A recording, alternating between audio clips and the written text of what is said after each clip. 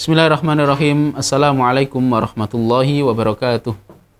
Alhamdulillah wassalatu wassalamu ala khairi khalqillah wa ala alihi wa sahbihi wa man ihtada. Amma ba'd.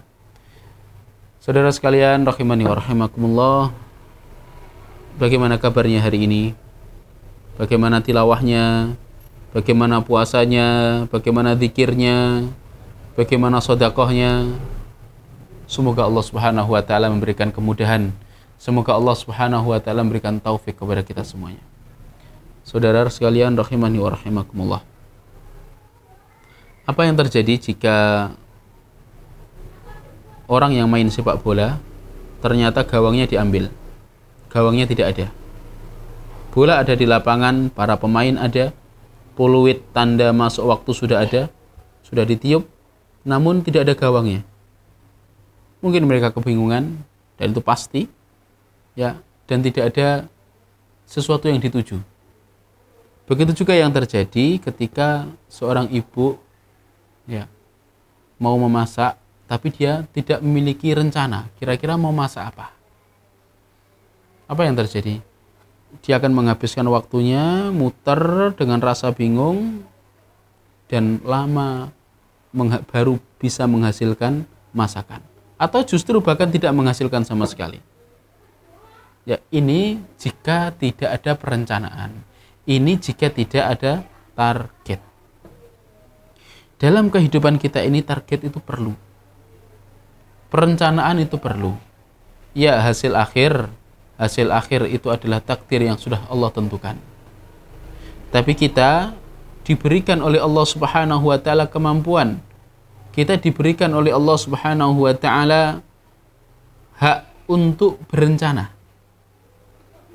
Urusan nanti hasil itu adalah urusan Allah Subhanahu wa taala. Seseorang ketika tidak memiliki rencana, maka hidupnya tidak produktif.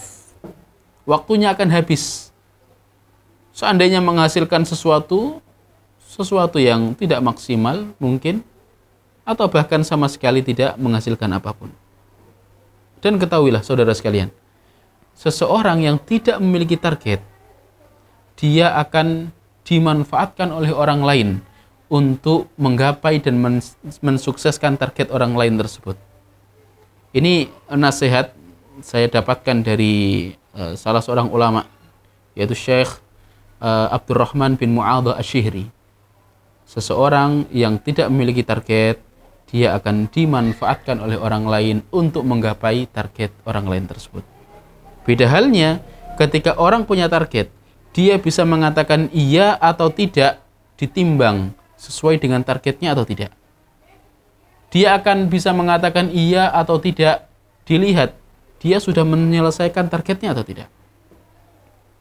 Bayangkan kalau kita tidak punya target, kita tidak punya rencana, tidak punya keinginan. Ya, ada orang yang mengajak kita lewat WhatsApp, ayo kita ke pantai, ayo, karena kita merasa di pantai enak. Setelah itu kita baru mau melakukan apa, diajak orang yang kedua, ayo kita kuliner ke sana kemari, kita akan gampang mengatakan ayo. Beda halnya kalau kita punya target. Ketika ada ajakan, kita bisa timbang ajakan ini sesuai dengan rencana kita atau tidak. Ajakan ini kira-kira mengganggu rencana kita atau tidak. Kalau ternyata sesuai dengan rencana kita, kita bisa mengatakan iya. Kalau tidak sesuai dengan rencana kita, sedangkan rencana kita sendiri saja belum goal, belum kelar, kita akan mudah mengatakan tidak. Tentu dengan bahasa yang baik. Begitu juga dengan Ramadan. Kita perlu mentargetkan. Allah Subhanahu wa taala sudah menyampaikan goal besar puasa Ramadan, goal besar ibadah di bulan Ramadan. Allah mengatakan, ya ayyuhalladzina amanu kutiba alaikumus syiyam kama kutiba alal ladzina min qablikum la'allakum tattaqun. Goalnya adalah la'allakum tattaqun, agar kalian menjadi orang-orang yang bertakwa. Di akhir ayat uhillalakum itu Allah juga mengatakan la'allahum yattaqun, agar mereka menjadi orang yang bertakwa. Itu adalah goal besarnya. Nah, mari kita turunkan atau mari kita terjemahkan, mari kita rinci dengan goal-goal, dengan target-target yang sesuai dengan kita. Jadi goal besarnya adalah ketakwaan. Nah, setelah itu kira-kira untuk mencapai goal ketakwaan itu apa yang kita lakukan? Oleh karena itu mari kita mentarget membaca Al-Qur'annya, zikirnya, sholat sunnahnya, kemudian sedekahnya dan lain sebagainya. Kita target. Dalam menentukan target, kita harus sesuaikan dengan kondisi kita. Karena target yang tidak realistis, target yang terlalu muluk-muluk, itu justru tidak terlaksana. Karena kita akan kelelahan. Jadi kita lihat kemampuan kita, keadaan keluarga kita, kemudian hal-hal yang ada di sekitar kita. Nah, kita perhatikan itu, dan target kita target yang realistis.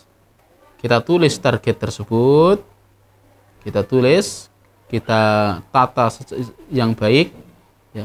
Target dalam 1 bulan ini mau ngapain, kemudian target pekanan, kemudian juga target harian. Insya Allah ketika kita punya roadmap, insya Allah kita akan lebih produktif daripada ketika kita tidak memiliki rencana apapun. Dan hukum ini atau kaidah ini juga berlaku bagi lembaga pendidikan, bagi usaha dan lain sebagainya. Kalau hanya mengalir, ya, maka hasilnya kurang maksimal.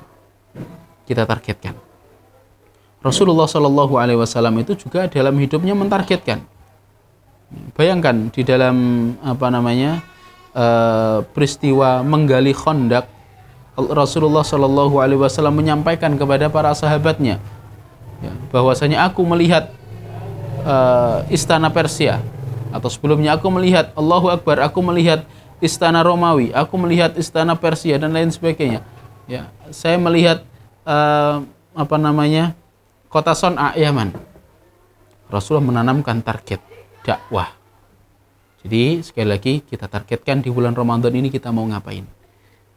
Insya Allah hal itu akan menjadikan kita lebih produktif. Dan kita katakan insya Allah.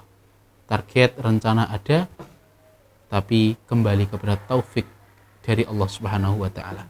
Barakallahu lana wa lakum jami'an. Assalamualaikum warahmatullahi wabarakatuh.